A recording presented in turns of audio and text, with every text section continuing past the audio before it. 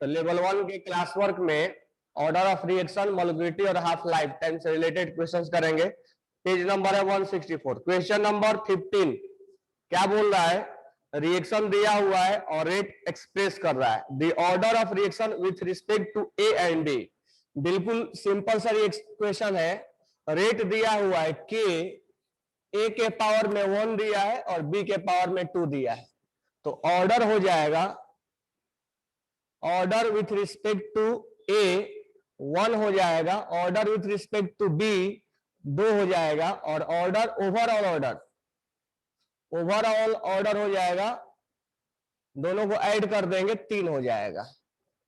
16 number का rate of the reaction at the different time इतना इतना इतना। ऑर्डर ऑफ रिएक्शन क्वेश्चन में दिया हुआ है कि यहाँ टाइम दिया हुआ है 0, 10, 20 और 30 दिया हुआ है।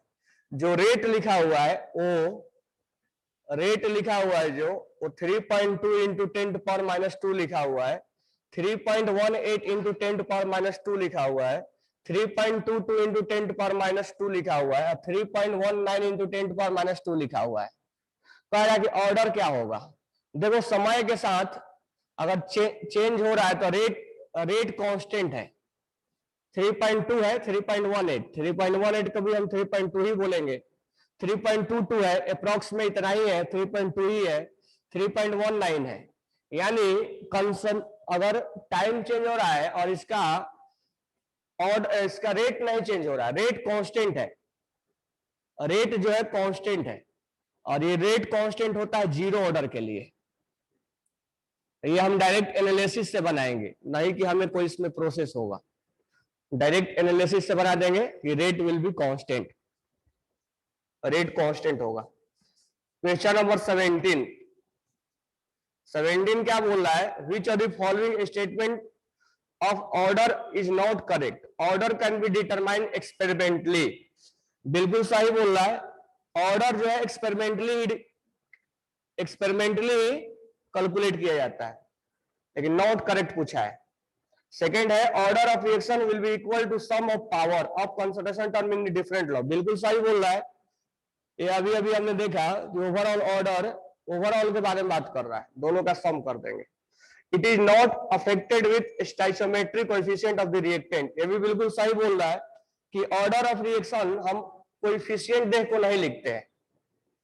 फोर्थ ऑप्शन है ऑर्डर कैनॉट बी फ्रैक्शन, ये गलत बोल रहा है, ऑर्डर फ्रैक्शन में हो सकता है।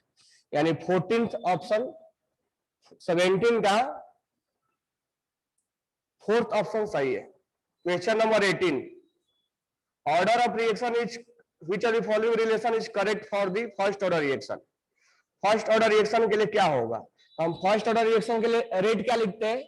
Rate equal to K, A के पावर में 1 अगर एक रिएक्शन है तो यहां पर के लिख के दिया है, तो के इक्वल टू क्या हो जाएगा?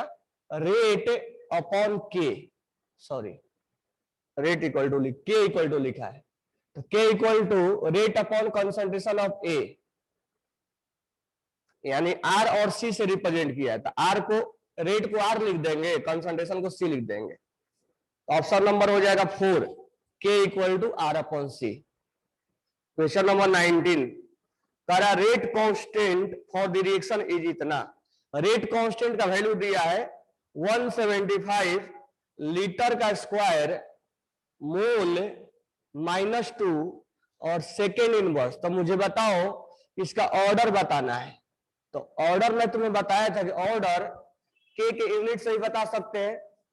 ऑर्डर जो है वो हाफ लाइफ टाइम के एनालिसिस से ही बता सकते हैं। ऑर्डर जो है रेट ऑफ रिएक्शन के भी एनालिसिस से बता सकते हैं कि अगर मान लो कंसंट्रेशन बढ़ाया जाए और रेट चेंज ही ना हो तो 0 ऑर्डर है। अगर कितना भी कंसंट्रेशन बढ़ा, हाफ लाइफ टाइम होने में टाइम इंटरवल सेम लगता है तो फर्स्ट ऑर्डर है। ग्राफ से भी हम ऑर्डर बता लेते हैं, के यूनिट से भी बता लेते हैं। बताओ ये इसका क्या यूनिट दिया हुआ है, तो बताओ इसका ऑर्डर क्या होगा? जल्दी से बताओ इसका ऑर्डर क्या होगा?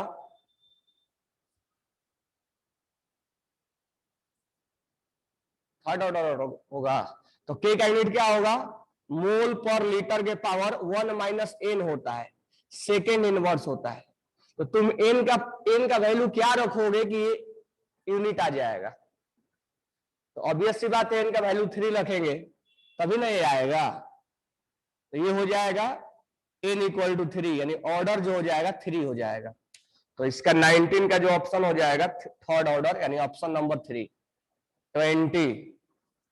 20 में बोल रहा है कि रेट ऑफ रिएक्शन दिया हुआ है, सॉरी एक रिएक्शन दिया हुआ है, triple on increasing the concentration by A 9 times. कह रहा कि ए से बी जाने में इसको 9 टाइम्स अगर बढ़ाया गया, देखो डायरेक्ट बनाओ, 9 टाइम्स बढ़ाया गया तो स्पीड बढ़ा 3 टाइम्स। ध्यान देना है, ट्रिपल हो रहा है, रेट ऑफ रिएक्शन ट्रिपल हो रहा है 9 टाइम्स, तो x का वैल्यू क्या होगा, x इक्वल टू 1/2 हो जाएगा। ठीक है, तो ऑर्डर हो जाएगा हाफ।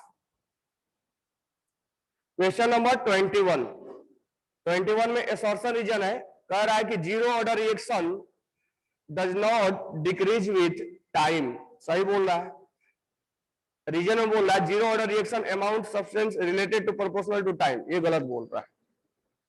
तो 21 का जो आंसर हो जाएगा क्या होगा, 21 का आंसर 2 दिया है। अच्छा, 21 का आंसर क्या होगा, for the zero order assertion क्या बोल रहा है, असर्शन बोल रहा है for the zero order reaction rate of reaction does not decrease with time. बिल्कुल सही है, जीरो ऑर्डर के लिए for zero order reaction amount of substance बोल रहा है, reacted is proportional to time.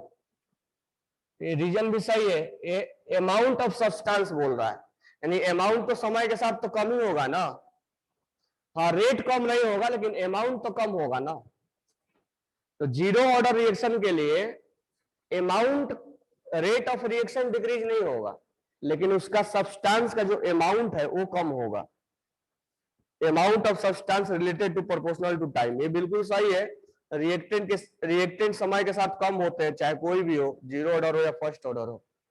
Question number 22 कह रहा है कि a substance initial concentration react with zero kinetics, what will be the time for reaction to go the completion. उस reaction को complete होने के लिए कितना टाइम लगेगा। अब ये क्वेश्चन जो है, अब इस क्वेश्चन को देखो ऑर्डर में लिखा हुआ है, इसको लिख लो। 22 को हम बनाएंगे किसके साथ, इंटीग्रेटेड के साथ, इंटीग्रेटेड रेट लॉ बनाएंगे। क्यों ऐसा बनाएंगे, क्यों ऐसा, हमें समझना है कि इसमें इंटीग्रेटेड ही लगाना पड़ेगा। तो इसमें इंटीग्रेटेड लगाने का पीछे पर्पस ये है कि कह रहा कि what will B time, time क्या होगा, टाइम निकालना है जब रिएक्शन कंप्लीट हो जाएगा। यानी एक रिएक्शन है, ये जीरो ऑर्डर है, मान लो स्टार्टिंग में ए नॉट था, अब जीरो हो गया है, कंप्लीट ये प्रोडक्ट में चला गया, तो टाइम कितना लगेगा। तो यहाँ ऑप्शन में हमें के भी नजर आ रहा है, तो जहां के है, टाइम है, ऑर्डर है, वहां पर हमें चीज ध्यान रखना है कि हमें इंटीग्रेटेड रेट लॉ लगाना है। ठीक है, पार्ट 1 से, क्योंकि ये भी चीजें समझना है कि हमें इंटीग्रेटेड रेट लॉ कब लगाए। कभी पार्ट 1 से बन जाता है क्वेश्चन, कभी पार्ट 2 से बन जाता है, कभी इंटीग्रेटेड रेट लॉ लगाना पड़ता है। तो हमें चीजें जानना पड़ेगा कि इंटीग्रेटेड रेट लॉ कब लगाए हम। तो टाइम भी है, के भी है, ऑर्डर भी है, तो हमें इंटीग्रेटेड रेट लॉ लगाना पड़ेगा। और ये जीरो ऑर्डर है, हम जानते हैं कि ए नॉट माइनस 80 अपॉन टाइम होता है, हमने इंटीग्रेटेड रेट लॉ में पढ़ा है ये फॉर्मूला। अब कह रहा कि टाइम कितना लगेगा, time equal to A naught starting में था 80, कितना बचा, तो जब ये कंप्लीट चला गया प्रोडक्ट में तो बचा कितना होगा, जीरो, और टाइम टी है, के है यहाँ पे, के को हमने यहां ला दिया, तो टाइम कितना लगेगा, ए नॉट अपॉन के लगेगा। यानी कंप्लीट ट्रांसफर हो गया तो जीरो बचा है, तो यहां पर 80 का मतलब कितना बचा हुआ है, इसका ऑप्शन हो जाएगा ए नॉट अपॉन के, यानी ए अपॉन के हो जाएगा, ऑप्शन नंबर 1। तो याद रखना 22 में इंटीग्रेटेड रेट लॉ लगाएंगे। 23 कह रहा ए से बी गया, सेकेंड ऑर्डर काइनेटिक्स है, double the concentration of A then rate of formation of B will be factor. कह रहा है एक रिएक्शन है, ए से बी गया और इसका जो रेट ऑफ रिएक्शन है वो सेकेंड ऑर्डर है, ये लिख के दिया है। तो कह रहा है कि बी को अगर डबल किया जाए, ए को डबल किया जाए, तो बताओ ए को डबल करोगे तो स्पीड कितना बढ़ेगा? 4 टाइम्स बढ़ेगा। तो जब 4 टाइम्स बढ़ेगा तो बी का बनने का स्पीड कितना हो जाएगा? 4 टाइम्स हो जाएगा। यानी जब स्पीड बढ़ेगा तो रेट ऑफ रिएक्शन भी क्या होगा? 4 टाइम्स बढ़ेगा तो बी के बनने की स्पीड भी क्या हो जाएगा? 4 टाइम्स हो जाएगा। तो 23 का हो जाएगा 4 टाइम्स। नेक्स्ट है 24। 24 क्या बोल रहा है? Rate constant is numerically same for all the reaction first order, second order और थर्ड ऑर्डर। रेट कांस्टेंट के का वैल्यू सबके लिए सेम है। Which of the following 3 reaction if concentration of reactant is greater then 1। अगर एक से ज्यादा है तो रेट ऑफ रिएक्शन, तो एक रिएक्शन है जिसका rate of reaction equal to K, A के पावर में 1 होगा, रेट ऑफ रिएक्शन के पावर में क्या होगा? सेकेंड ऑर्डर है 2 होगा, और रेट ऑफ रिएक्शन के ए के पावर में क्या होगा? 3 होगा। क्योंकि क्वेश्चन में दे रखा है कि 3 यहां पर ऑर्डर के रिएक्शन है, फर्स्ट ऑर्डर, सेकेंड ऑर्डर और थर्ड ऑर्डर के रिएक्शन है, और के इनका बराबर है। Which of the following rate of 3 if concentration of reactant is greater than 1। अगर एक से ज्यादा है उसका कंसंट्रेशन तो कौन सा सही है? नहीं, रेट किसका आएगा? बताओ रेट किसका ज्यादा आएगा? अब ये रेट ऑफ रिएक्शन किसका आएगा? ये 1 2 3 से रिप्रेजेंट किया, 1 2 3, तो इसका बताओ रेट किसका ज्यादा आएगा? के का वैल्यू सेम है सबके लिए, और ये ए का जो वैल्यू है वो एक से ज्यादा है, 2 मान लो, 2 मान लो सबके लिए, 2 2 2। तो बताओ रेट किसका ज्यादा आएगा? 1 का या 2 का या 3 का? बिल्कुल करेक्ट है, 3 का ज्यादा आएगा क्योंकि इसके पावर में 3 लगा हुआ है। तो 2 के पावर में 3 8 टाइम्स हो जाएगा, 2 के पावर में 2 4 टाइम्स, 2 के पावर में 1।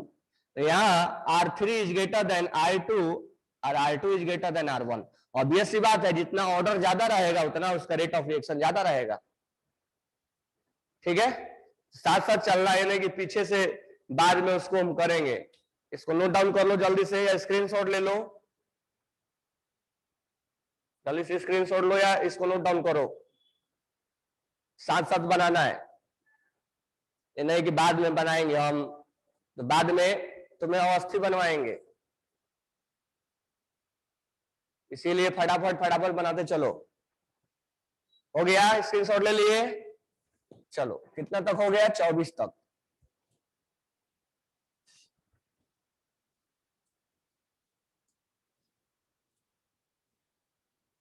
ये बनाने के बाद अवस्थी बनाना है।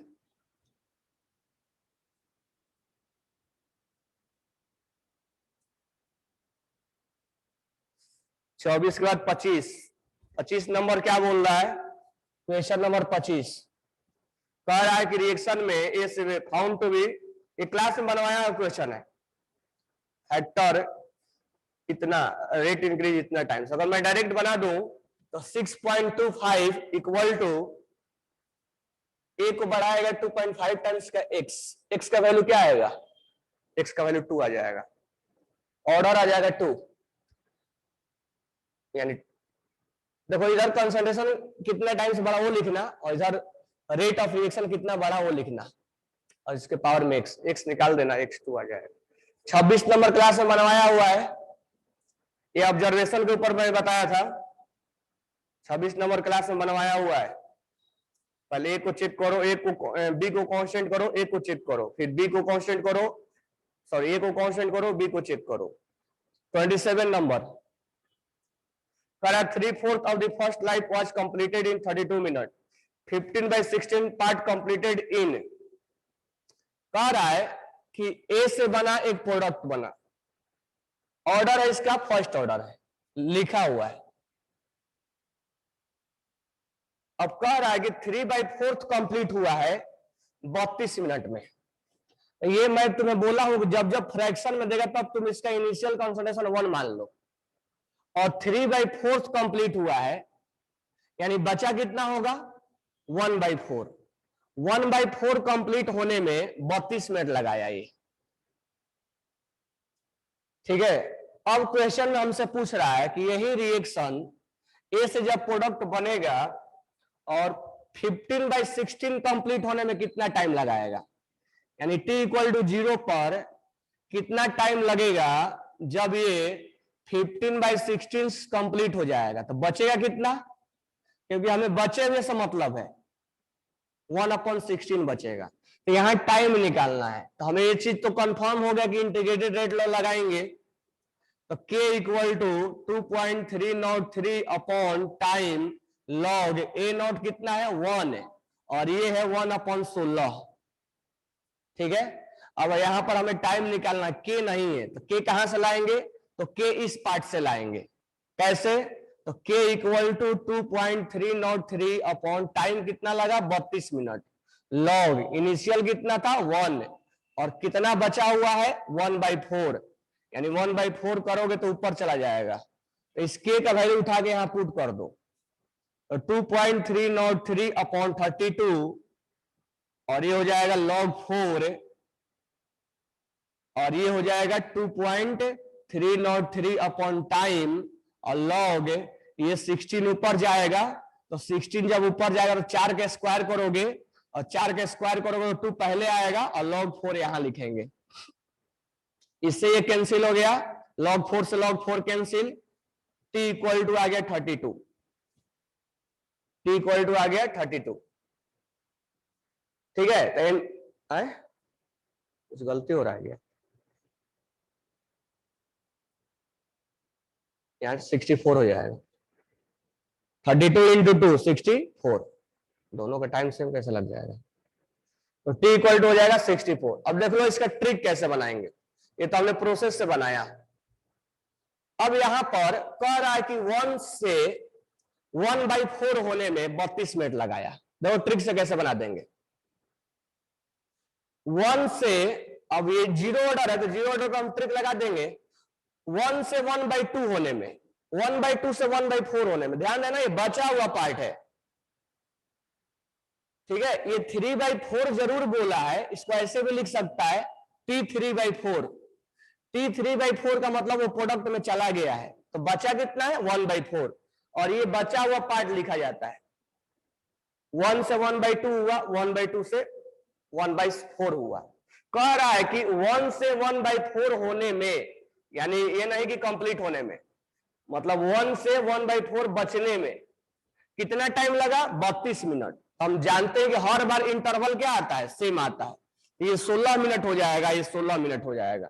अगर इस क्वेश्चन में भी बोलता कि हाफ लाइफ टाइम निकालो तो 16 मिनट, बिना ट्रिक से डायरेक्ट निकाल देते हम। हाफ लाइफ टाइम इसका 16 मिनट होगा, आधा होने में 16 मिनट लग रहा है। तो यहां से यहां पहुंचने में ध्यान रखना 3/4 और 1/4 में क्या है, गलती मत कर देना। ये 3/4 जब भी बोलेगा और नहीं बोलेगा तो ऐसे लिख के देगा। तो ये 3/4 कंप्लीट होने में तो बचा कितना है ये, यानी a नॉट है ये, और ये a नॉट का वैल्यू 80 है, ये 80 है सब, ये बचा हुआ पार्ट लिखा जाता है हमेशा, इसमें कंफ्यूज मत हो जाना। अब हमसे बोला है कि 1/16 बचने में कितना टाइम लगेगा, या हम दूसरे तरीके से बोल सकते हैं कि 15/16 कंप्लीट होने में कितना टाइम लगेगा। तो तुम कितना बचने में टाइम लगाओ, तो 1/4 से 1/8 होगा, ये टाइम कितना लेगा 16 मिनट, क्योंकि हर बार इंटरवल सेम आएगा। 1/8 से 1/16 होने में टाइम कितना लगेगा, फिर से 16 मिनट लगेगा, क्योंकि हर बार इसका जो ये हाफ लाइफ टाइम है वो सेम आएगा, इंटरवल सेम आएगा। तो 1 से 1/16 बचने में कितना हाफ लाइफ टाइम यूज हुआ, 4 हाफ लाइफ टाइम यूज हो गया। यानी हम ये भी लिख सकते हैं कि टी अब यहां 1/16 नहीं लिखेंगे, 15/16 लिखेंगे, equal to 4 half time use कर लिया। इसको रटने की कोई जरूरत नहीं है, डायरेक्ट लगाओ। तो यहां 15/16 लिखेंगे, इसका मतलब 1/16 बचने में 4 हाफ लाइफ टाइम यूज हुआ है। हाफ लाइफ टाइम हालांकि दिया नहीं है, यहां से यहां तक दिया है 32, तो हम दोनों को डिवाइड कर देंगे क्योंकि इंटरवल स्लॉट सेम लगने वाले हैं, तो 16 16 आएगा, 16 उसमें आएगा, 16 इसमें आएगा। इस ट्रिक से ही बना देना है, लेकिन बस इतना देखना है कि उस ट्रिक पे बैठ रहा है कि नहीं बैठ रहा है। जरूरी नहीं कि हर बार ट्रिक पे बैठ जाए, नहीं बैठेगा तो प्रोसेस से बनाना पड़ेगा, और ये बोर्ड वगैरह में इसी से बनाओगे। ठीक है, इसका स्क्रीनशॉट ले लो, फिर मैं हटाता हूं। ये बात क्लियर हो गया? ये समझ में आया कि नहीं है? आप ट्रिक वाला कल भी बताया था।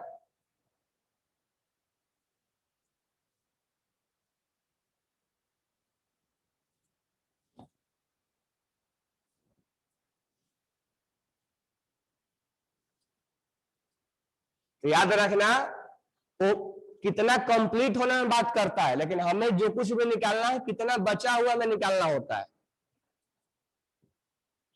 वो बात करेगा कंप्लीट होने में और हम निकालेंगे कितना बचा हुआ है।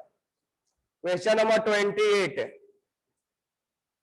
28 क्या बोल रहा है? इनिशियल कंसंट्रेशन रिएक्टेंट इतना है, concentration become 0.9, 0.8, 0.7 in 2 hours, 4 hours and इतना।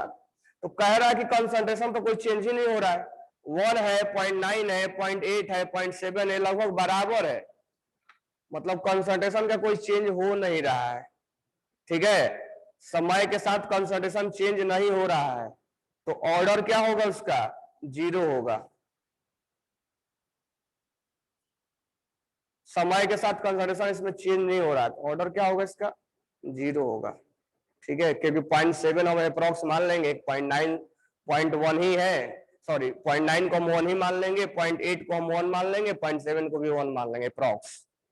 टाइम के साथ वो चेंज नहीं हो रहा तो ऑर्डर 0 होगा। ठीक है, तो ये ऑर्डर वाला रिएक्शन हो गया। अब नेक्स्ट है मॉलिक्यूलरिटी। नेक्स्ट टॉपिक है, ये ऑर्डर वाला हो गया। नेक्स्ट अपना मॉलिक्यूलरिटी। तो मॉलिक्यूलरिटी में क्वेश्चन नंबर 29 कह रहा है कि रिएक्शन लिखा हुआ है, मॉलिक्यूलरिटी क्या है? बहुत मॉलिक्यूलरिटी वाला क्वेश्चन आसान आसान आता है। तो रिएक्शन लिखा हुआ है 2NO + O2, बताओ मॉलिक्यूलरिटी कितना है? प्रोडक्ट कुछ भी रहने दो, बताओ जल्दी से मॉलिक्यूलरिटी कितना है इसका? मॉलिक्यूलरिटी हो जाएगा इसका 3, इसका कोएफिशिएंट 2, इसका कोएफिशिएंट 1, काउंट कर लो, 3 हो जाएगा। नेक्स्ट बोला है क्वेश्चन नंबर 30 में, which of the following reaction molecularity and order of reaction are respectively 2 and 2? कह रहा है कि किसमें रेट ऑफ रिएक्शन और मॉलिक्यूलरिटी भी 2 होगा। तो ध्यान देना, मैं तुम्हें जब मॉलिक्यूलरिटी पढ़ा रहा था तो रेट ऑफ रिएक्शन से जोड़ा था, और जोड़ के ही क्वेश्चन पूछता है। क्वेश्चन में बोल रहा है ईस्टर का हाइड्रोलाइसिस। तो ईस्टर का हाइड्रोलाइसिस, देखो हाइड्रोलाइसिस जब भी होता है ना, हाइड्रोलाइसिस जब भी नाम लेगा तो सोच लेना हाइड्रोलाइसिस में वाटर से रिएक्शन कराना पड़ता है, और वाटर एक्सेस में होता है। ठीक है, Easter CH3 C double bond O OCH3, ये है ईस्टर। अभी आगे ऑर्गेनिक में आएगा, ये ईस्टर का फंक्शनल ग्रुप है, ये OCH3 है, ये डबल बॉन्ड O है। यहां पर अगर H लगा देते हैं ना तो कार्बोक्सिलिक बन जाता है। अगर यहीं पर हम कोई R ग्रुप लगा देते हैं CH3 C2H5 तो ईस्टर बन जाता है। बस इतना ही डिफरेंस है कार्बोक्सिलिक में, ये कार्बोक्सिलिक का भाई है। ये अगर H लगा देते हैं तो कार्बोक्सिलिक बन जाता है, और H को हटा के अगर कोई मिथाइल इथाइल प्रोपाइल ब्यूटाइल या कुछ भी लगा दो तो ईस्टर बन जाता है। ईस्टर का अगर हाइड्रोलाइसिस कराते हैं तो होता क्या है, ये फिर से कार्बोक्सिलिक बनता है, बाद में समझ में आएगा।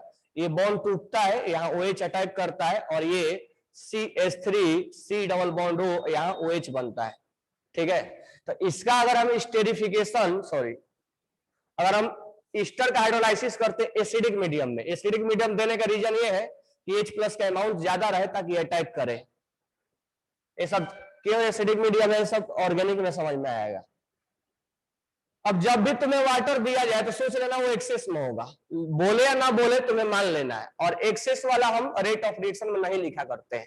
तो अगर हम इसका रेट ऑफ रिएक्शन लिखेंगे, मान भी चल लेते हैं कि एलिमेंट्री है, तो यहां पर हम CH3 C double bond O और OCH3, इसका हम कोएफिशिएंट केवल पावर में लिखेंगे। जो चीज एक्सेस में होता है हम यहाँ उसका डिस्क्रिप्शन नहीं करते हैं। तो इसका ऑर्डर तो 1 हो गया लेकिन मॉलिक्यूलरिटी 2 हो गया।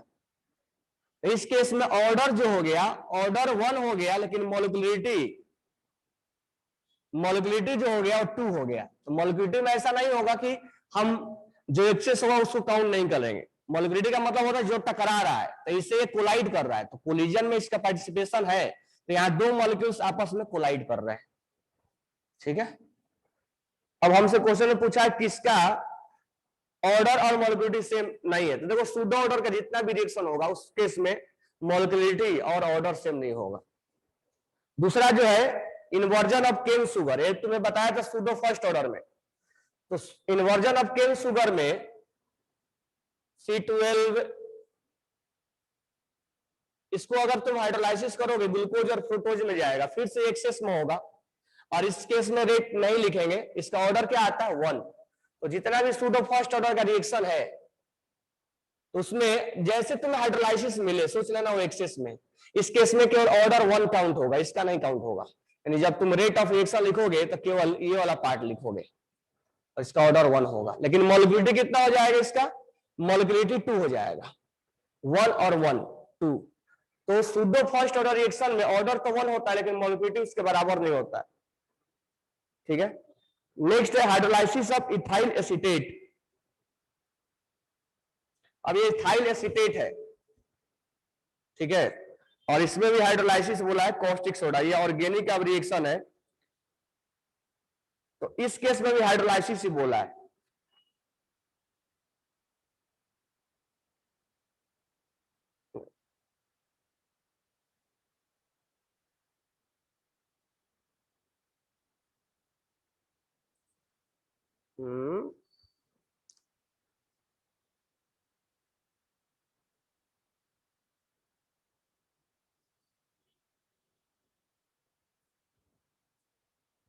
लेकिन कॉस्टिक सोडा से बोला है, तो देखो 30 का थर्ड वाला रिएक्शन कॉस्टिक सोडा से बोला, ये ऑर्गेनिक रिएक्शन है, अब ये जानना पड़ेगा इसमें। तो मैं तुम्हें लास्ट में कुछ एग्जांपल्स लिखवा दूंगा जो फर्स्ट ऑर्डर और सेकेंड ऑर्डर का, ठीक है, तो उसमें लिखवाऊंगा। अब ये रिएक्शन देख लो क्या है, CH3C डबल बॉन्ड OC2H5 क्या है, इथाइल एसीटेट है। देखो CH3C डबल बॉन्ड O और OH, इसको कार्बोक्सिलिक बोलते हैं। ठीक है, अगर इसको हटा के, इस H को हटा के और तुम CH3 लगा दो, ये ईस्टर बन जाएगा। ये कार्बोक्सिलिक ग्रुप है, ये अलग फंक्शनल ग्रुप है, और ये ईस्टर बन जाएगा। इसका नाम हो जाएगा, पहले इसका नाम लेते हैं हम, ये नोमेनक्लेचर में बताया जाएगा, पहले इसका नाम लेते हैं, इसको मिथाइल एसीटेट बोलेंगे कॉमन नेम में, इसको बोलते हैं मिथाइल एसीटेट, मिथाइल एसीटेट। और इसको हम बोलेंगे इथाइल एसीटेट, पहले इसका नाम लेते हैं हम, इथाइल एसीटेट, ये कॉमन नेम में हम इथाइल एसीटेट बोल रहे हैं। तो ये कार्बोक्सिलिक अलग फंक्शनल ग्रुप है, ईस्टर अलग फंक्शनल ग्रुप है। OH H को हटा के R लगा दिया, C मिथाइल लगा दिया, H को हटा के इथाइल लगा दिया, जिसका नाम हो जाएगा इथाइल एसीटेट। कह रहा है कि कॉस्टिक सोडा से, पानी के साथ थोड़ा सा कॉस्टिक सोडा में तो NaOH होगा ही, लेकिन यहाँ पर NaOH एक्सेस में नहीं होता है, यहाँ जानना पड़ेगा। अभी मैं बोला था हाइड्रोलाइसिस में, अभी मैं बोला था हाइड्रोलाइसिस में, लेकिन हर जगह हाइड्रोलाइसिस में वाटर एक्सेस नहीं होता है। यहाँ जो मेन पार्टिसिपेशन होता है वो NaOH का होता है। और इस केस में रिएक्शन जो होता है, अब देखो यहाँ पर क्या होगा, यहाँ पर ये पार्ट हट जाता है, यहाँ माइनस लगा हुआ है और यहाँ प्लस लगा हुआ है, इस केस में ये इसके साथ सॉल्ट बना लेता है। तो CH3C डबल बॉन्ड ONA, इसको देखो नाम तुम जानते हो, सोडियम एसीटेट बोलते हैं, CH3COO, आयनिक इक्विलिब्रियम में कई बार आता था ये, CH3CONA सोडियम एसीटेट बोलते इसको। ठीक है, और क्या बना आउटपुट में, ये बाहर निकला, ठीक है, ये बाहर निकला, तो इस पे क्या लगा हुआ, इस पे प्लस है, तो इस पे क्या होगा, माइनस होगा ना, सॉरी, इस पे माइनस है तो इस पे क्या होगा, प्लस, और इस पे क्या होगा, माइनस। ये दोनों जुड़ जाएंगे और बन जाएगा C2H5OH, ये इथेनॉल बन गया।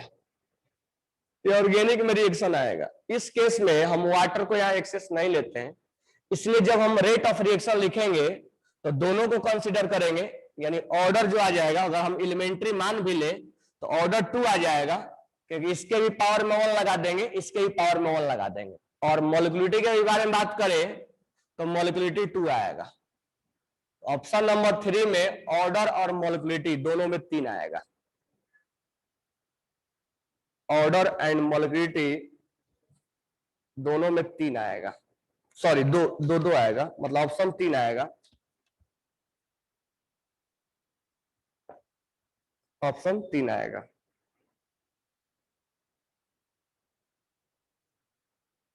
अब नेक्स्ट है हाइड्रोजन पर ऑक्साइड इन एसिडिक सॉल्यूशन। तो इसका मैं रिएक्शन लिखवा दूंगा, ठीक है। H2O2 का H2O में और H2 में बदलता है, इसका मैं एग्जांपल में लिखवा दूंगा।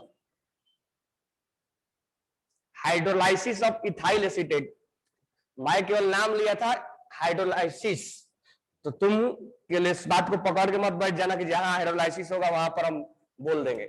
अब तुम ऑर्गेनिक का रिएक्शन अभी जानते नहीं, यहां पर हाइड्रोलाइसिस का मतलब ये हुआ कि यहाँ वाटर नहीं है, मेन पार्ट रिएक्शन में वाटर नहीं है, यहाँ एक्वस बोल सकते हो, एक्वस NOH है, एक्वस NOH है, कॉस्टिक सोडा। तो यहाँ प्योर वाटर, पूरा वाटर नहीं है कि लो भर भर के वाटर दे दिया रिएक्शन करवा दिया, यहाँ एक्वस NOH बोल सकते हो, उसके साथ ये रिएक्शन होता है। तो ऑर्गेनिक का रिएक्शन हो जाएगा तो ये कंप्लीट हो जाएगा। और ये परऑक्साइड वाला जो रिएक्शन है 30 वाला, 30 का 4 डिकम्पोजिशन ऑफ हाइड्रोजन परऑक्साइड, ये रिएक्शन लिखवा देंगे, वॉल्यूम में भी है तुम्हारा रिएक्शन। तो लास्ट में जब हम फर्स्ट ऑर्डर का कुछ एग्जांपल लिखवाएंगे, सेकेंड ऑर्डर का कुछ एग्जांपल लिखवाएंगे, जीरो ऑर्डर का कुछ एग्जांपल लिखवाएंगे, सूडो वाला का तो लिखवा दिया हूं, तो और थोड़ा सा एग्जांपल पे वो आ जाएगा, उसके से मॉलिक्यूलिटी और वो सेम नहीं रहेगा।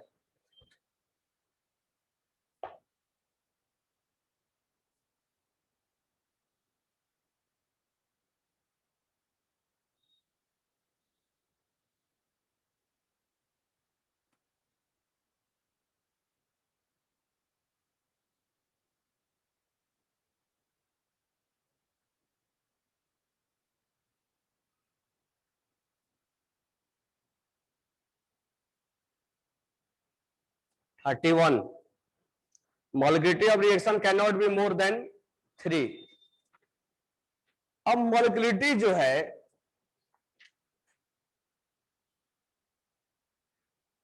रियलिटी में 3 से ज्यादा नहीं होता है, ज्यादा या तो 1 होगा या तो 2 होगा, यूनिमोलिकुलर, बाईमोलिकुलर या ट्राईमोलिकुलर होगा,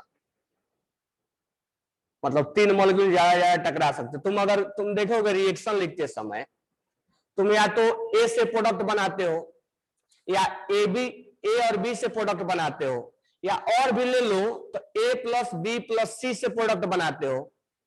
कहीं ऐसा देखोगे कि A plus B plus C plus D से प्रोडक्ट बनाते होगे, ज्यादा से ज्यादा हम ये करते हैं या ये करते हैं। इसके से मॉलिक्यूलिटी 1 हो जाएगा, इसमें 2 हो जाएगा, इसमें 3 हो जाएगा, इसमें 4 होगा। तो मॉलिक्यूलिटी कहीं ऐसा देखोगे रिएक्टेंट 4 तुम ले रहे हो, तो मॉलिक्यूलिटी ज्यादा 1 होता है या तो 2 होता है। हाँ, 0 ऐसा नहीं कि 0 हो, मॉलिक्यूलिटी 1 2 और ज्यादा से ज्यादा थोड़ा सा रेयर केस में 3 भी हो सकता है। रीजन में क्या बोल रहा है, probability of simultaneously collision between more than 3 particles are very less. बिल्कुल सही बात बोल रहा है कि 3 से ज्यादा मॉलिक्यूल जो है वो बहुत कम आपस में टकराते हैं, इसीलिए मॉलिक्यूलिटी जो है 3 से ज्यादा नहीं होता है। पर सर कोएफिशिएंट किसी का नंबर का हो सकता है ना? हाँ, कोएफिशिएंट एक्चुअली मॉलिक्यूलिटी का रियल मीनिंग ये होता है कितने मॉलिक्यूल्स टकरा रहे हैं, कोलिजन कितने के बीच में हो रहा है, कोलिजन कितने के बीच में हो रहा है। तो कोलिजन जो है वो मेन जो मॉलिक्यूलिटी का मीनिंग होता है वो होता है कितने के बीच में वो टकराते हैं, कोलाइड कितने के बीच में होता है। हमने तुम्हें बोल दिया कोएफिशिएंट्स ले लो, नो डाउट, बट एक्चुअल में हम क्या बोलते हैं, कितने मॉलिक्यूल्स। देखो यहाँ लिखा भी है रीजन में प्रोबेबिलिटी ऑफ साइमल्टेनियसली, यही रियल मीनिंग होता है मॉलिक्यूलिटी का। Probability of simultaneously collision between more than 3 molecules is very less. यही रियल मीनिंग है उसका मोलिकुलरिटी का।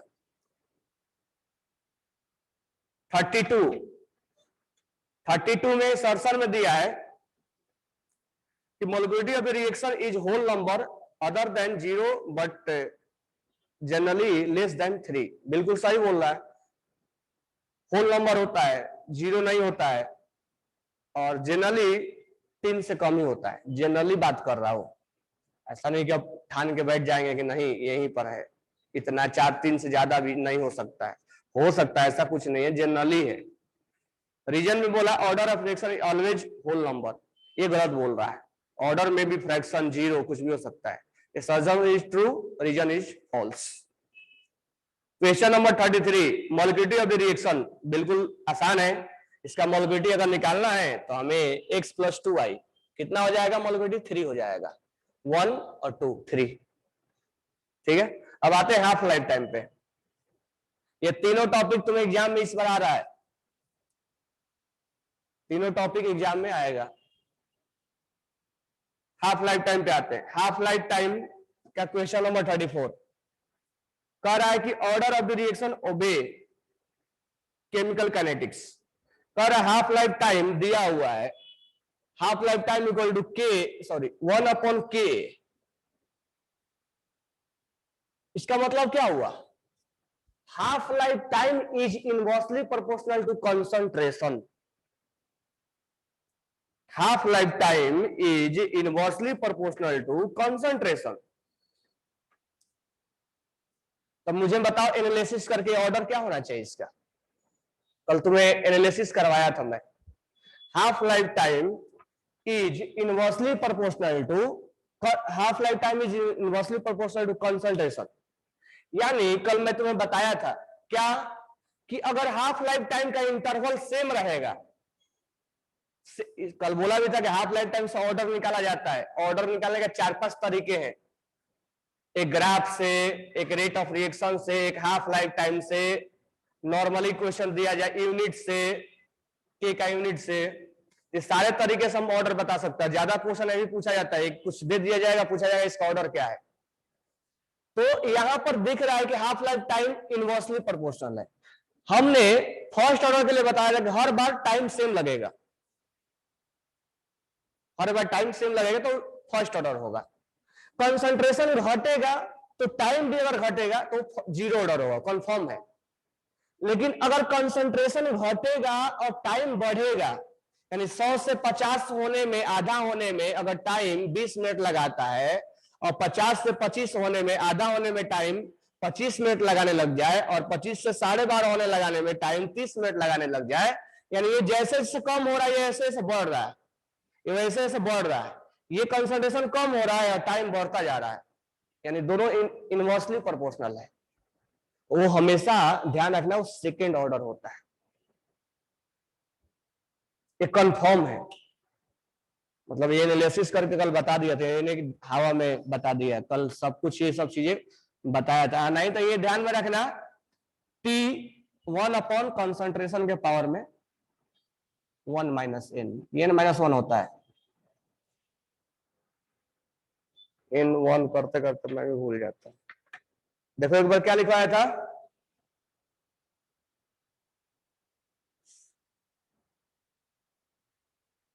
वन माइनस एन बोला था, n - 1 - n बोला था।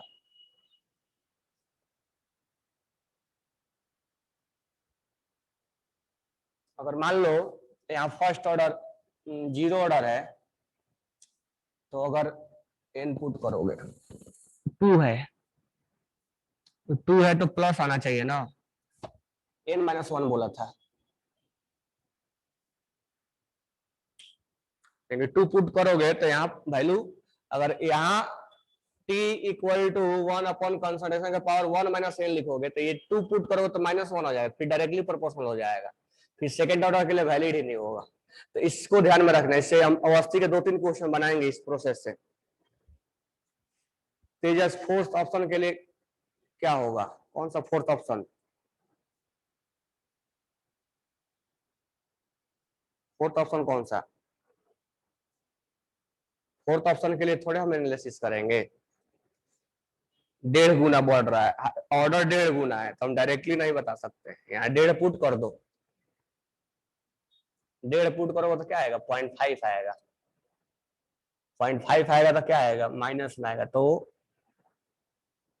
यहां से बता सकते हो। फोर्थ ऑप्शन के लिए। Question number 35, half life time of zero order is 250 second. तो 75% ऑफ 100% कंप्लीट होने में कितना टाइम लगेगा। देखो इसमें आप इसमें ट्रिक मत लगाने लग जाना, क्योंकि ये जीरो ऑर्डर के लिए है। तो half life time zero order के लिए कितना है, तो जीरो ऑर्डर के लिए निकालना आसान होता है, क्योंकि इसमें लॉग हो रहा नहीं है। तो ए से बना प्रोडक्ट टी इक्वल टू 0 पर कर आइए 100, क्योंकि ये 100% है, तो परसेंटेज है, तो मैं तुमसे क्या बोला हूं, 100 मानो। अगर फ्रैक्शन है तो 1 मानो। कह टाइम कितना लगेगा जब ये 75% कंप्लीट हो जाएगा। T75 का मतलब होता है कि 75% कंप्लीट होने में कितना टाइम लगेगा, नहीं कि बचने में। तो बचेगा कितना, 25, हमें बचने से मतलब है।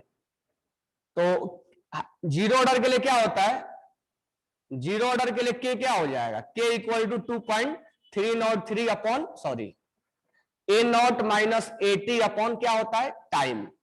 जीरो ऑर्डर के लिए इसमें लॉग ऑर्डर नहीं है, इसमें ए नॉट 100 हो जाएगा और 80 25 हो जाएगा। टाइम निकालना है और के का वैल्यू हमारे पास नहीं है, तो के का वैल्यू कहां से लाएंगे, हमेशा क्वेश्चन में के एक दूसरे से कैलकुलेट करवाएगा, के डायरेक्ट नहीं देता है, तो के यहां से कैलकुलेट कर लेंगे। कैसे, हाफ लाइफ टाइम क्या होता है, हाफ लाइफ टाइम होता है A naught upon 2k zero order के लिए। अब यहां हाफ लाइफ टाइम कितना दिया है, 250, ठीक है।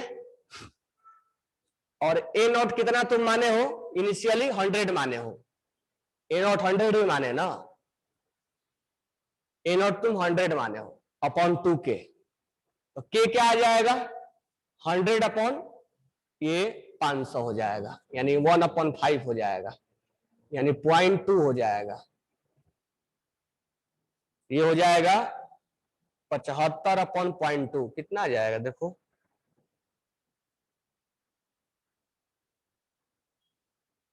सही बोल रहा हूं ना, ये हो जाएगा 750 अपॉन 2, कितना आ जाएगा, 3×7=14, 375 आ रहा है क्या, आ तो रहा है, देखो आंसर मैच करो।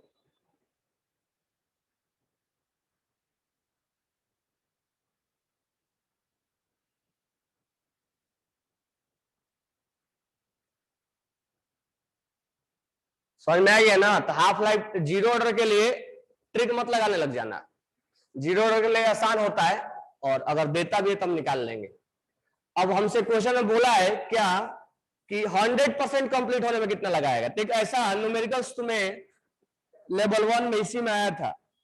तो 100% कंप्लीट होने में कितना टाइम लगेगा, टी इक्वल टू 0 पे क्या है, 100 है। अब 100% कंप्लीट होने में कितना बचा, 0, टाइम कितना लगेगा।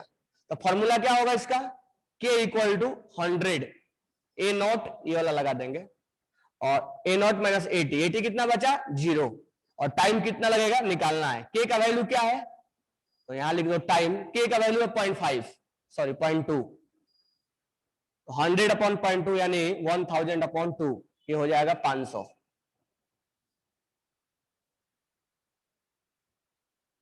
ठीक है, तो इसमें ट्रिक नहीं लगाना है, आसान होता है ये। और ये कई क्वेश्चन अब तुम बना लिए, तो के तुम्हें नहीं दिया जाएगा, तो के दूसरे पार्ट से, पहला पार्ट से निकाला जाता है, के always find from first part. Screenshot ले लो, फिर हटाता हूं इसको।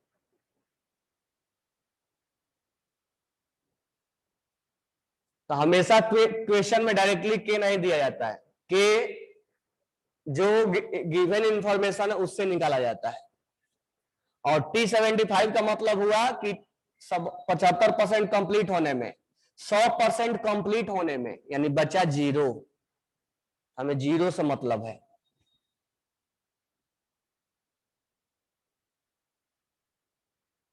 चलो हटा दो इसको।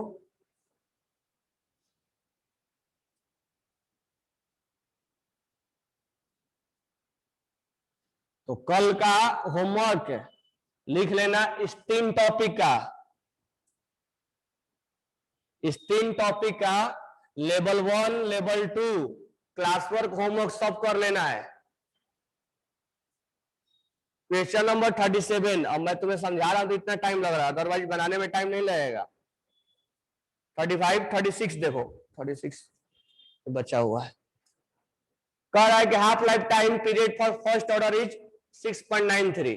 फर्स्ट ऑर्डर दिया है, नाम लिख के देगा, तो इसमें कोई परेशानी वाला बात नहीं कि सर ऑर्डर देगा कि नहीं देगा, देगा वो ऑर्डर लिख के देता है हमें।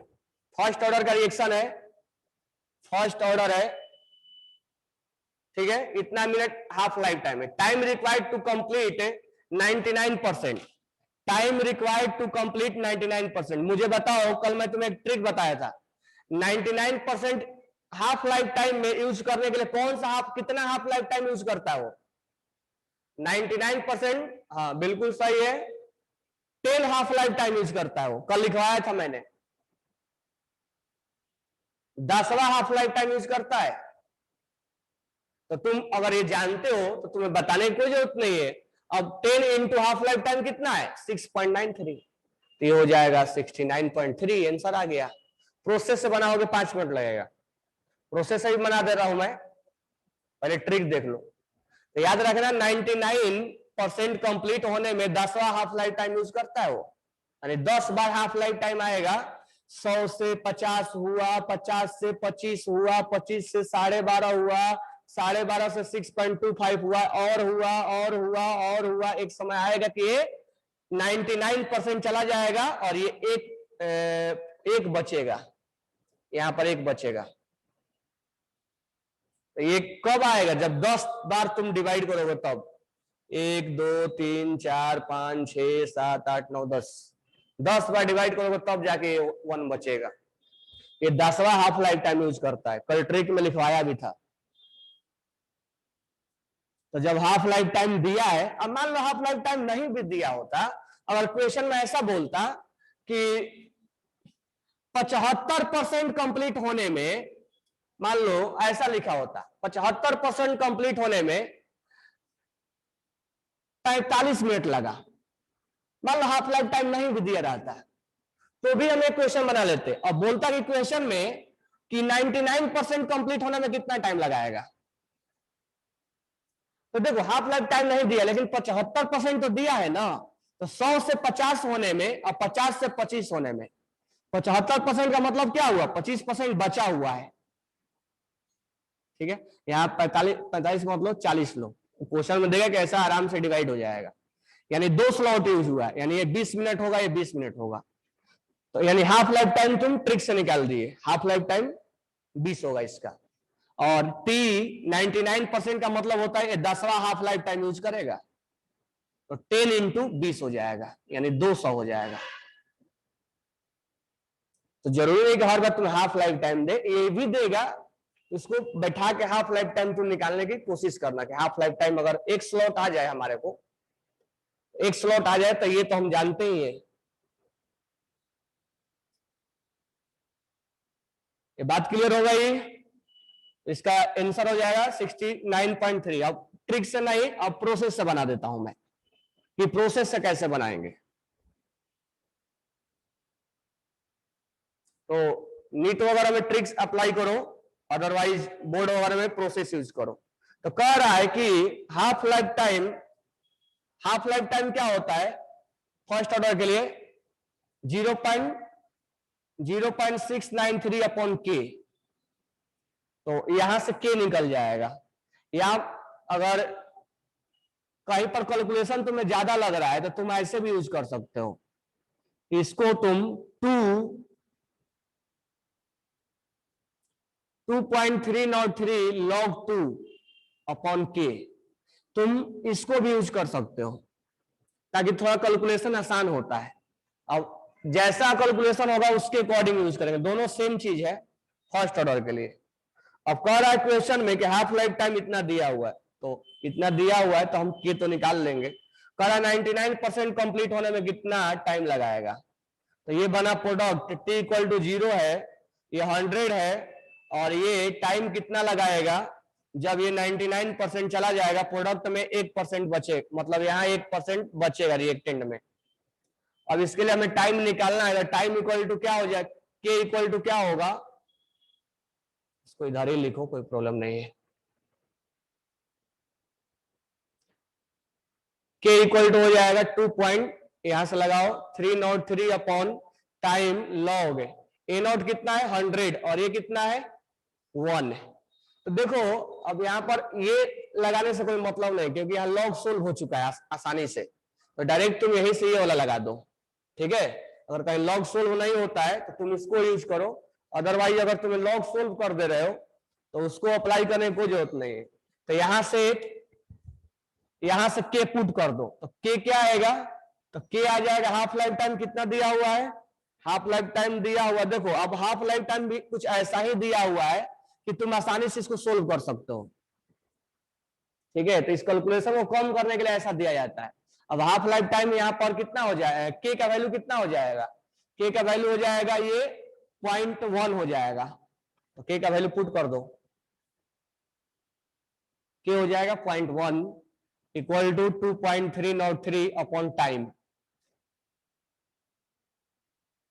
और ये लॉग 100 का वैल्यू होता है 2। आंसर नहीं आ रहा है क्या, देखो तो एक बार, इधर उधर हो गया लग रहा है।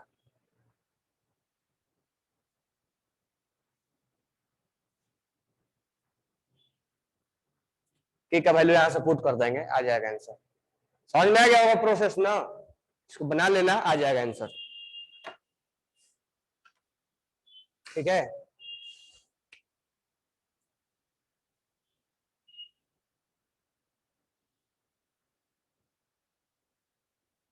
बना लोगे ना इसको, तो ट्रिक भी अप्लाई करना है और प्रोसेस भी जानना है।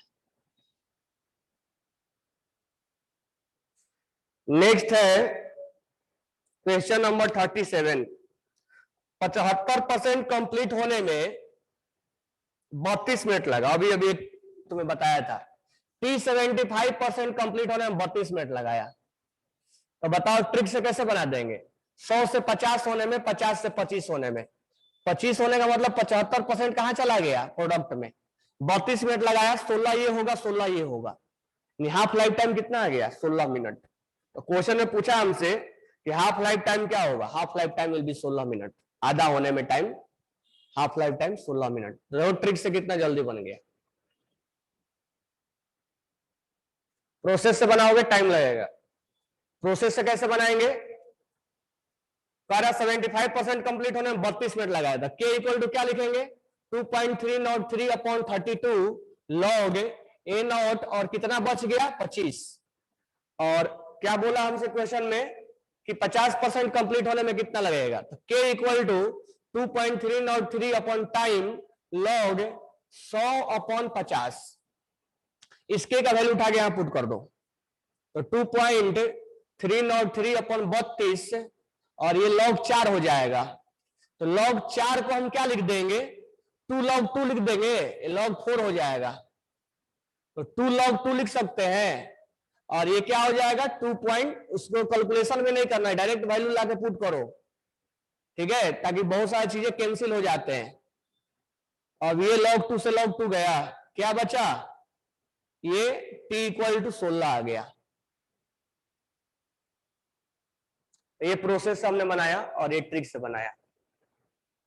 तो तुम इसको अगर के निकालना है तो ये नहीं कि तुम कैलकुलेट करने लग गए, पूरा वैल्यू कैलकुलेट करो, ऐसा कुछ नहीं है, के का वैल्यू उठा के डायरेक्ट पुट करो, बहुत सारा चीजें डायरेक्ट कैंसिल हो जाते हैं।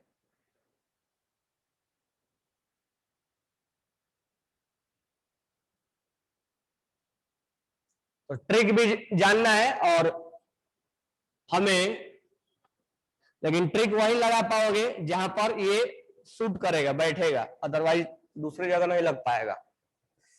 क्वेश्चन नंबर 38 हो गया, 37 हो गया, 38 कह रहा half life time before fourth reaction labeled A B C D 30 second 48 minute 4.8 minute 180 second and 16 minute faster reaction.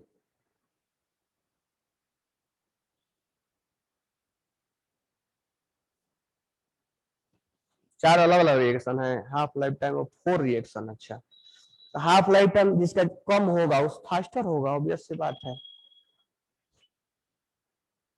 Half life time जिसका कम होगा, आधा होने में जिसका टाइम कम लगेगा, ऑब्वियस सी बात हो, रिएक्शन फास्ट होगा। तो जिसका हाफ लाइफ टाइम, यानी इसका ऑप्शन हो जाएगा 31 का ए, क्योंकि इसका हाफ लाइफ टाइम जो है 30 सेकेंड है, तो आधा होने में कम टाइम लगा रहा है, तो ऑब्वियस सी बात है इसका रेट ऑफ रिएक्शन ज्यादा होगा।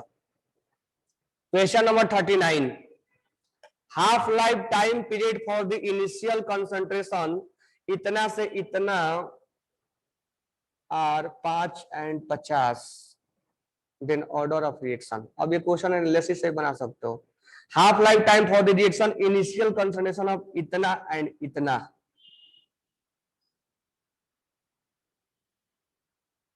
आर इतना और इतना, देन ऑर्डर ऑफ रिएक्शन।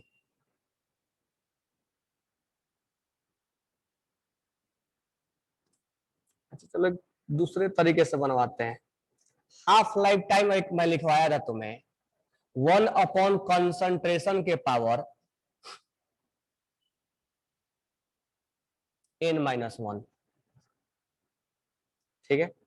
मान लो हाफ लाइफ टाइम अगर 5 है तो 1 अपॉन कंसंट्रेशन के पावर, कंसंट्रेशन कितना है 0.1 के पावर n-1, ये मान लो इक्वेशन 1 है। और ये पॉइंट, ये 50 हो गया, तो 1 अपॉन कंसंट्रेशन के पावर 0.01 के पावर n-1। दोनों को डिवाइड मारो तो एक बार डिवाइड करके देखो कैसे निकल रहा है कि नहीं, इस प्रोसेस से आ रहा है कि नहीं आ रहा। 39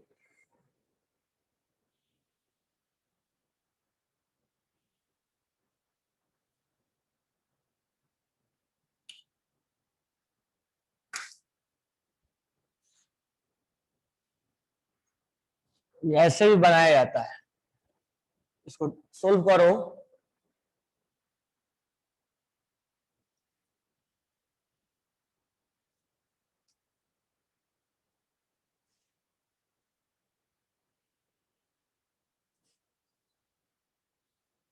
one upon 10 equal to 1 upon, ये ऊपर जाएगा तो 0.01 के पावर n-1, और ये 0.1 के power n-1, 1 upon 10 equal to ये 1 अपॉन 100 के पावर n-1, और ये 1 अपॉन 10 के पावर n-1।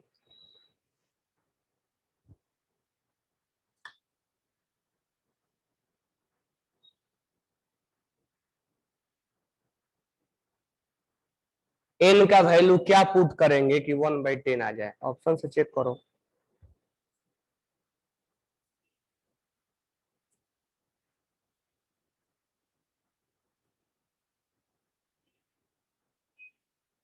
n का वैल्यू क्रॉस चेक कर लो, n का वैल्यू क्या पुट करोगे कि 1/10 आ जाए। 1 n का वैल्यू अगर मैं 2 पुट करता हूं तो 2-1 यानी ये हो जाएगा 1 अपॉन 100, और ये हो जाएगा 1 अपॉन 10, तो वैल्यू सेम आ रहा है, यानी हम क्रॉस चेक करके बना सकते हैं। देख लो एक बार, क्योंकि इसमें ऑर्डर ही निकालना है, तो तुम कोई इंटीग्रेटेड रेट लो या हाफ लाइफ टाइम का कोई फॉर्मूला तो लगा नहीं सकते हो,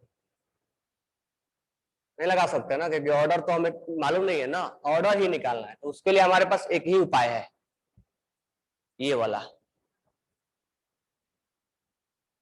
एक बार कंसंट्रेशन इतना था तो हाफ लाइफ टाइम इतना है, कंसंट्रेशन इतना है तो हाफ लाइफ टाइम इतना है। हमने इसको सोल्व किया। अब यहां पर एक सोल्व करने का एक दूसरा भी तरीका हो सकता है, देखो कैसे। मान लो तुम क्रॉस चेक नहीं करना चाहते हो तो एक दूसरा तरीका ऐसा भी हो सकता है कि 1 अपॉन 10 इक्वल टू, इसको क्या करो 1 अपॉन 10 इंटू 10 लिखो, और 1 अपॉन 10 लिखो, इसके पावर में n-1 है, इसके पावर में n-1 है। तो तुम क्या करो, इसको सेपरेट कर सकते हो। कैसे? 1 अपॉन 10 के पावर n-1 कर सकते हैं ना हम सेपरेट है। दोनों को मैं क्यों ना सेपरेट कर दूं, ये इसको हम सेपरेट कर दिए दोनों को, और ये 1/10 के पावर n-1। सेपरेट करने से एक चीज का फायदा ये हो गया कि एक तो कैंसिल हो जाएगा ये, और बच जाएगा क्या, 1/10 इक्वल टू 1/10 के पावर n-1। अब मैं n का वैल्यू क्या पुट कर दूं, फिर से यहां पर वही करना पड़ेगा तुम्हें कि n का वैल्यू मैं क्या पुट कर दूं कि ये 1/10 आ जाए, तो n का वैल्यू हमें 2 पुट करना पड़ेगा। तो या तो तुम आंसर से क्रॉस चेक यहां करो या तो यहां करो, इसको थोड़ा सा और सिंप्लीफाई करके करो या नहीं तो यही कर लो, जैसा तुम्हारा मर्जी। इसको थोड़ा सा और हमने अलग अलग कर दिया, 100 को 10 × 10 लिख दिया और इसको थोड़ा सा अलग अलग कर दिया हमने, तो एक कैंसिल हो गया, एक बच गया है।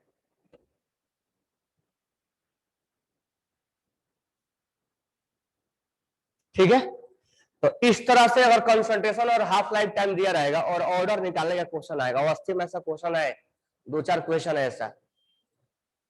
एक तो ग्राफ का दिया हुआ है, टेंजेंट दिया हुआ है, तो अगर कंसंट्रेशन तुम्हें मालूम है, ऑर्डर निकालना है, हाफ लाइफ टाइम मालूम है, यही प्रोसेस लगाओगे, ध्यान देना।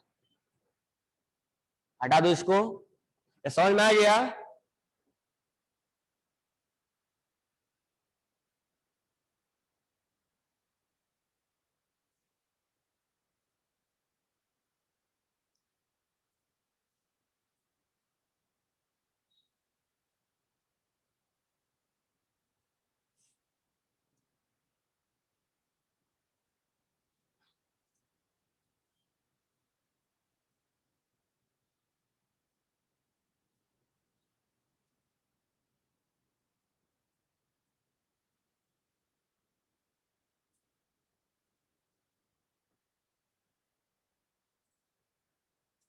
चलो 40 नंबर, half life time period inversely proportional to rate constant और the second order reaction, rate constant.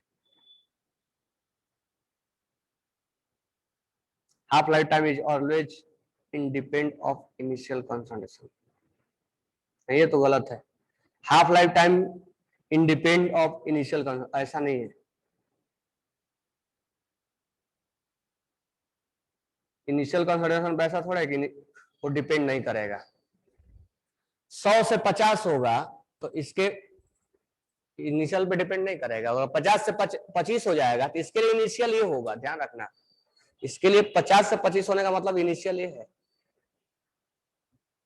इसका half life time is inversely proportional to rate constant in second order, ये तो बात सही बोल रहा है।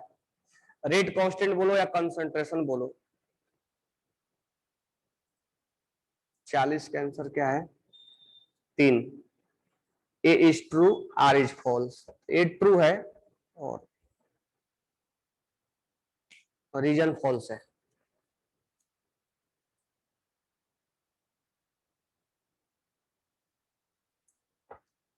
एक्चुअली जो होता है ना हाफ लाइफ टाइम, देखो हाफ लाइफ टाइम एक्चुअली ये होता है 1/k के पावर कंसंट्रेशन के पावर n-1। एक्चुअली ये होता है, मैं k हटा दिया था इसलिए k जब दो चीजों को डिवाइड किया जाता है तो k कैंसिल आउट हो जाता है,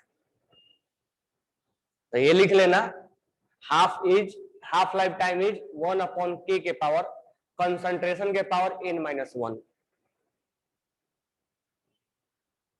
तो एक्चुअली के होता है, मैं के इसलिए हटा दिया था कि दो चीज जब डिवाइड होते हैं तो उस समय हम के अपने आप को कैंसिल आउट हो जाता है, तो इसीलिए असर्शन में लिखा हुआ है कि half life time is inversely proportional to second order. Second order के लिए इनवर्सली होता है।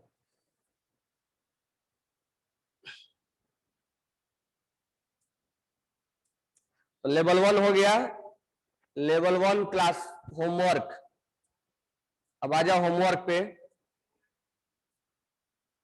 लेवल 1 होमवर्क क्वेश्चन नंबर 8 से लेके, अच्छा इसमें कोलिजन थ्योरी भी था, तो कोलिजन थ्योरी अपना हो गया है, उसका बना लिए हो, तो मैं केवल 3 ही टॉपिक डिस्कस करूंगा। Order of reaction, collision theory का डाउट वगैरह ले लिया था, और इसमें डाउट होगा तो बोलना, अदरवाइज हम 3 ही टॉपिक मेन, क्योंकि इस बार टेस्ट में यही 3 टॉपिक आ रहा है। तो इसमें लेवल 1 में अब हम करेंगे होमवर्क में,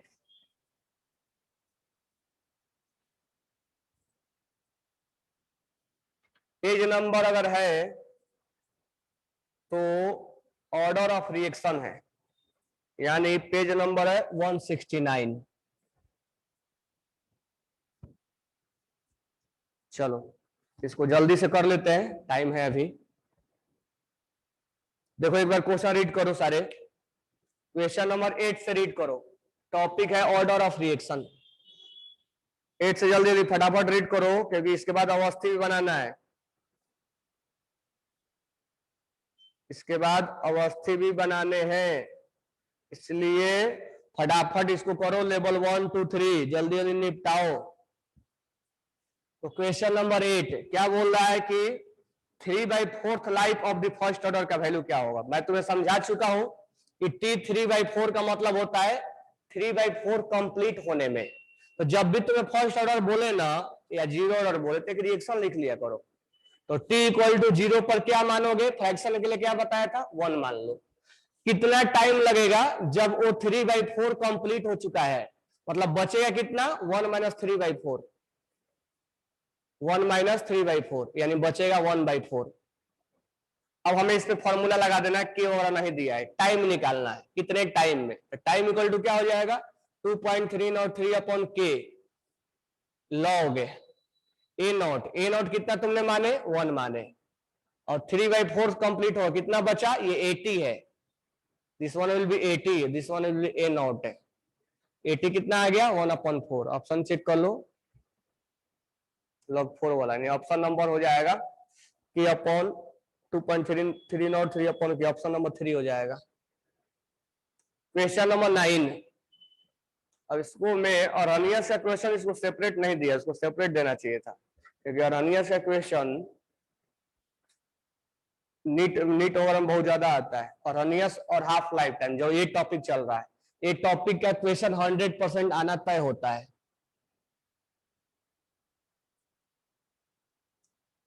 नेक्स्ट है 9 नंबर, कह रहा है कि when B is taken in excess rate of reaction क्या होगा। ए से 2b है, तो हम मान के चलेंगे कि ये एलिमेंट्री है, क्योंकि यहाँ पर हमारे पास कोई दूसरा ऑप्शन नहीं है कि हम रेट ऑफ रिएक्शन लिखे, क्योंकि दूसरा अगर ऑप्शन होता तो हम लिखते भी।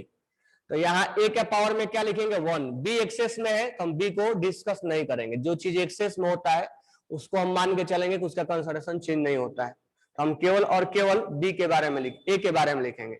बी के बारे में लिखा है, लेकिन क्या लिखा है, बी के बारे में लिखा है मतलब 0 लिखना है। 0 क्यों, क्योंकि एक्सेस में नहीं लिख, कुल मिला के नहीं लिखना है आपको। नहीं लिखने के बजाय लिखता है तो क्या लिखता है, लिखेगा 0 लिखेगा। क्वेश्चन नंबर 10 नंबर में दिया हुआ है।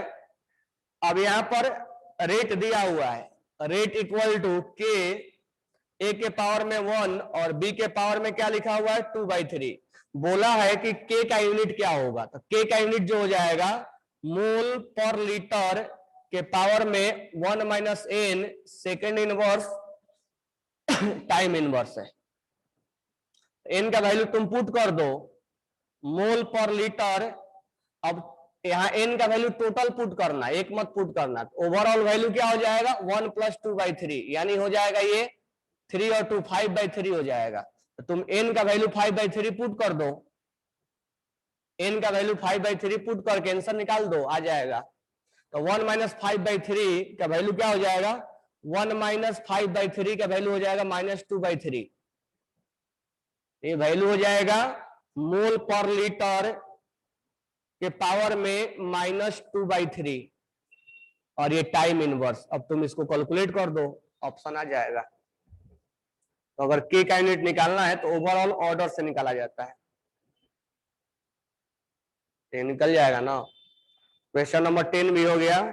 11 क्या बोल रहा है, it is found that rate of reaction become 9 times when the concentration is increase by 3 times. तो ये डायरेक्ट भी बना सकते हो कि अगर रेट ऑफ कंसंट्रेशन डबल किया गया तो स्पीड 9 टाइम्स हो गया, तो बताओ ऑर्डर क्या होगा, 2 होगा, क्योंकि 3 के पावर में 2 रखेंगे तो 9 आएगा।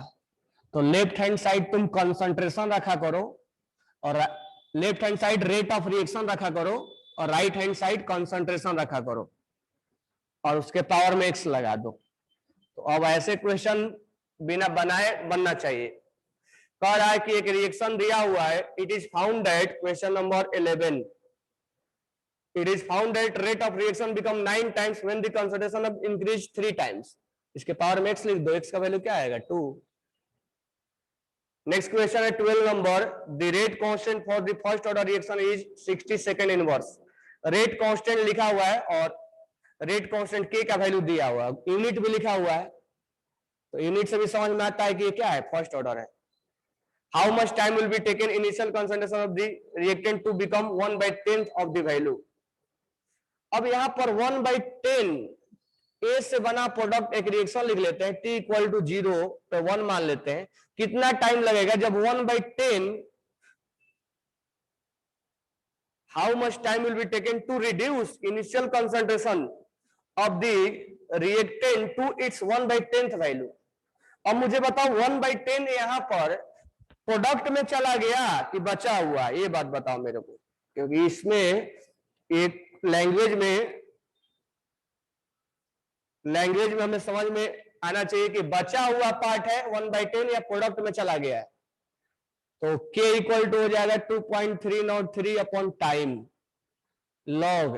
तो या इसमें देखना सही से पढ़ना, तो ये लिखा हुआ है कि 1/10 बचना चाहिए, तो 1/10, ये 10 को ऊपर लेके जाओ, k का वैल्यू पुट कर दो, 60 इक्वल टू 2.303 अपॉन टाइम, और ये लॉग 10 का वैल्यू हो जाएगा 1। टाइम निकाल लो यहां से, तो 1/10 रिड्यूस होकर बचना चाहिए, वो बोला है, वो नहीं बोला कि 1/10 कंप्लीट होना चाहिए, नहीं, 1/10 बचना चाहिए, बचना है, और रिड्यूस होकर बच गया है। ठीक है, तो ये रिड्यूस होकर बचा हुआ है। अब question number 13, unit of rate constant zero order first order in the term of molarity. तो वही बात है, मोल पर लीटर को मोलारिटी बोलते हैं, उसको लिख सकते हो। तो क्वेश्चन नंबर 13 और 14 हो जाएगा ना, 14 एसर्शन रीजन का है, हो जाएगा ना, ये 13 14 हो जाएगा। 15 पे आते हैं,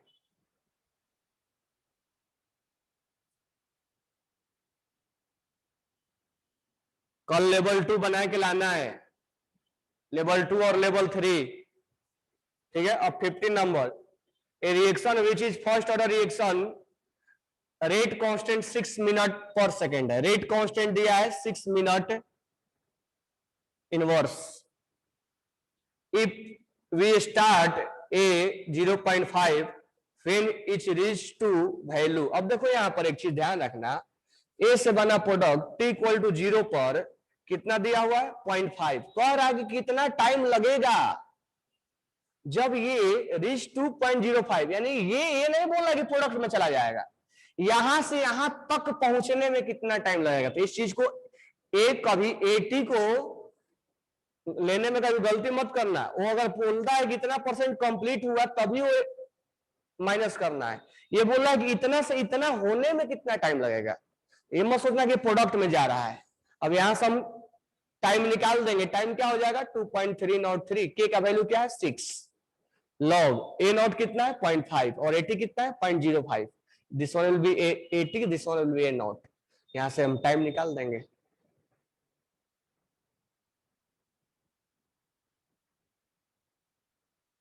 यहां से हम टाइम निकाल देंगे। ठीक है, तो आर इसमें देखो इंपॉर्टेंट ये है कि इसमें के का वैल्यू डायरेक्ट दिया हुआ है, कभी कभी के का वैल्यू डायरेक्ट नहीं देता है, नहीं देता है तो समझ में आया क्या करना है ना, पहले वाला पार्ट से निकाल के का वैल्यू दूसरे वाला में पुट कर देना है।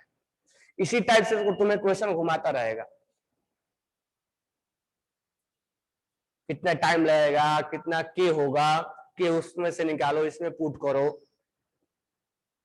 क्वेश्चन नंबर 16 कह रहा है कि A प्लस B प्रोडक्ट बना, it is found that A is order 1 और B का ऑर्डर 1/2 है, concentration of both A and B are increase by 4 times.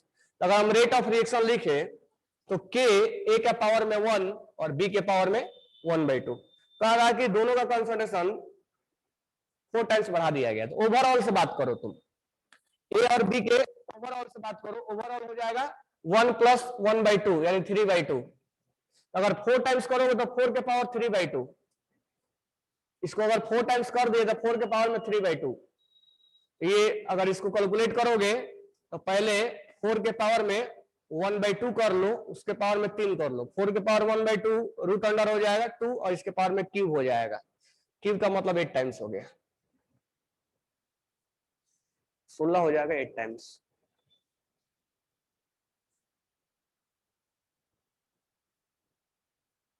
Question number 17, question number 17 क्या बोल रहा है कि रेट ऑफ रिएक्शन, एक रिएक्शन में, एक लैब में रिएक्शन करके ऑब्जर्व करके लिखा हुआ कुछ डेटा और कह रहा है कि इसका ऑर्डर क्या होगा। तो तुम देख रहे होगे कि ऑर्डर बार बार किसी भी कंसंट्रेशन पे चेंज करने पे ऑर्डर रेट ऑफ रिएक्शन कितना आ रहा है, रेट ऑफ रिएक्शन हर बार इतना आ रहा है। मतलब कंसंट्रेशन चेंज करने के बाद भी रेट ऑफ रिएक्शन कितना आ रहा है, इतना आ रहा है। तो क्या रेट ऑफ रिएक्शन में कोई चेंज हो रहा है क्या? तुम्हें दिख रहा है कि ये 2 है, ये 1.99 को क्या तुम बोल सकते हो, 2 नहीं बोल सकते हो।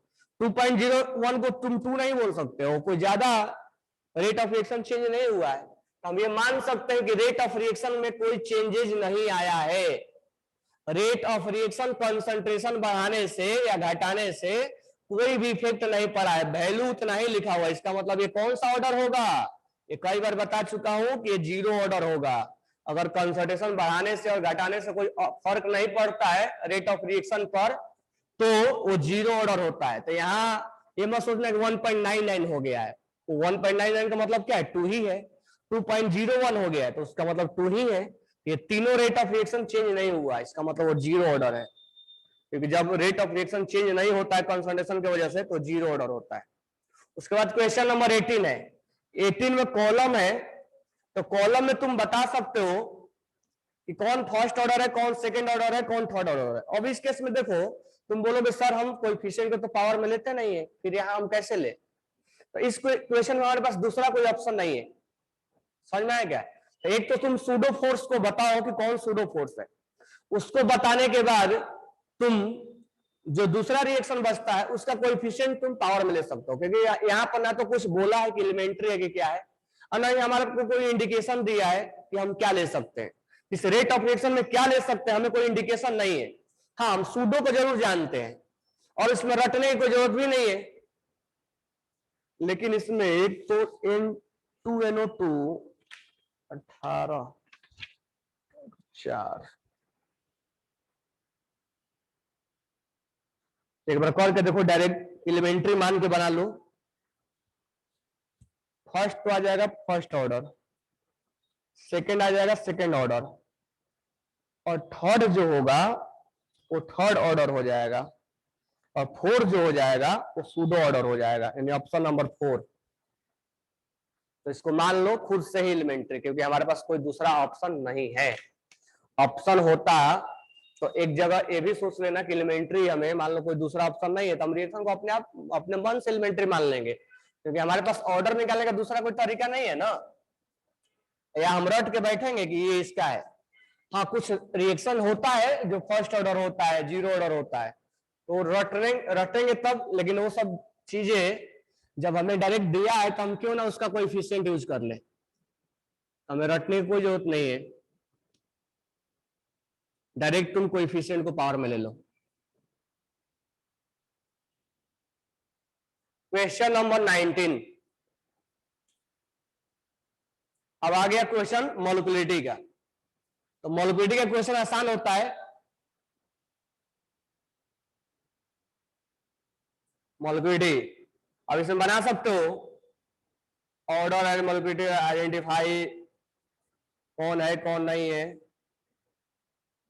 Order is greater then molecularity, ये गलत दिया हुआ है। ऑर्डर कभी मॉलिक्यूलरिटी से ज्यादा नहीं हो सकता है।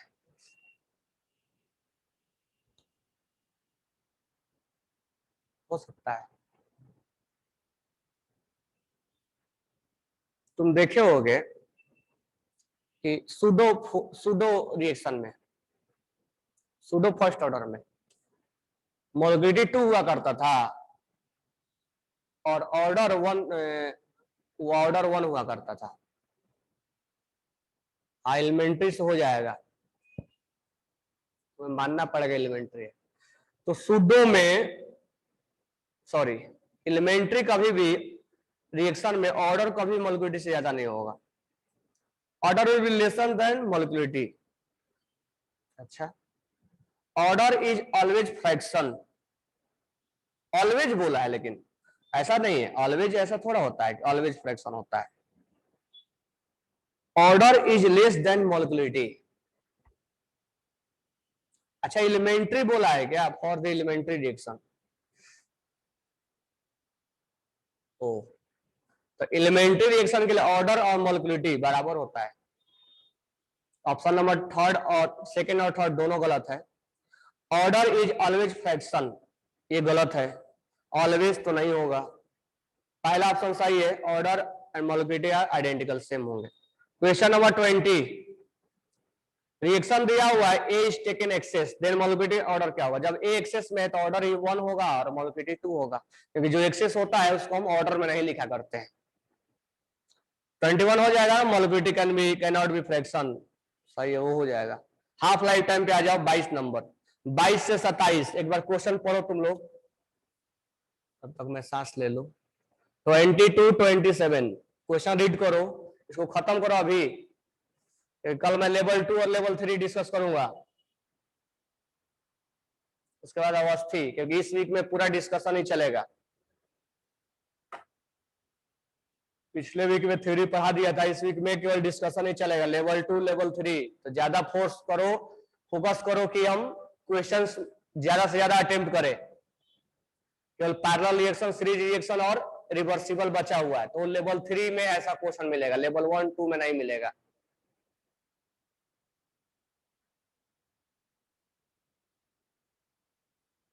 बाईस से 27 तक बनाओ, देखो इसका क्वेश्चन बन रहा है कि नहीं बन रहा है। Product half life time and the square of initial concentration of A, order क्या होगा? अच्छा, स्क्वायर ऑफ इनिशियल कंसंट्रेशन है, दो कल बताया था मैं तुम्हें।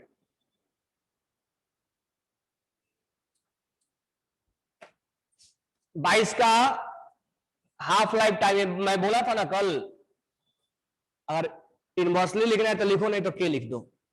यहाँ क्या मैं बोला था, कंसंट्रेशन के पावर में n-1, ये बहुत ज्यादा इंपॉर्टेंट, कहीं न्यूमेरिकल्स बनता है इस पे। अभी एक लेवल 1 में ही ऐसा न्यूमेरिकल्स हमने बनाया था, वो अच्छा एग्जाम्पल है।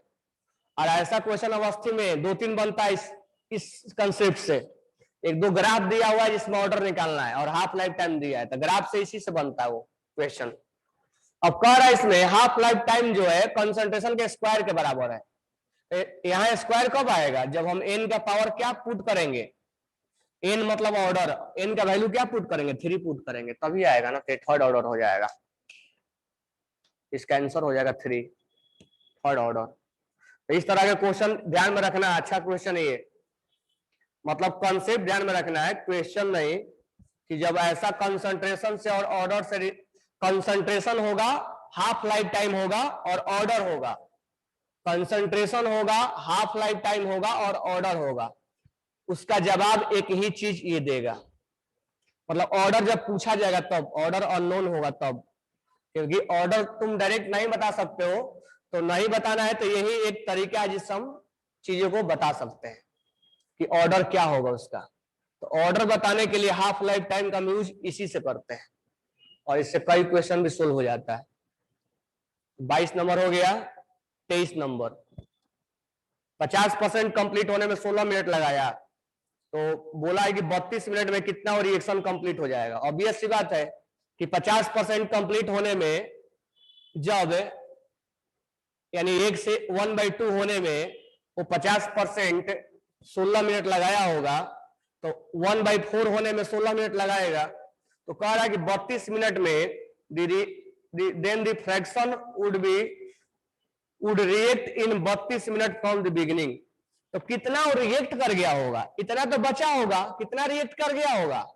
तो 1 - 3/4 कर दो, सॉरी 1 - 1/4 कर दो, 3/4 रिएक्ट कर चुका होगा, ये रिएक्ट कर चुका है, इतना बचा हुआ है ये, तो कितना रिएक्ट कर गया होगा? तो 23 का आंसर हो जाएगा 4, 3/4, इतना रिएक्ट कर गया होगा। हाफ लाइफ टाइम 16 है, या इसको तरीके से भी निकाल सकते हो, ये तो मैं ट्रिक से बता दिया ना, तरीके से भी निकालोगे तो तरीके से निकालोगे टाइम लगेगा इसमें। ठीक है, इसमें एंटी लॉग वगैरह लेना पड़ जाएगा, तो तरीके से कल बता देंगे। उसके बाद है 24, 25, 26, 27 नंबर। देखो एक बार, ये 4 कल डिस्कस करेंगे। 24, 25, 26, 27 कल डिस्कशन करेंगे। कल बना के लाना, और कल लेवल 2 और लेवल 3 बना के लाना।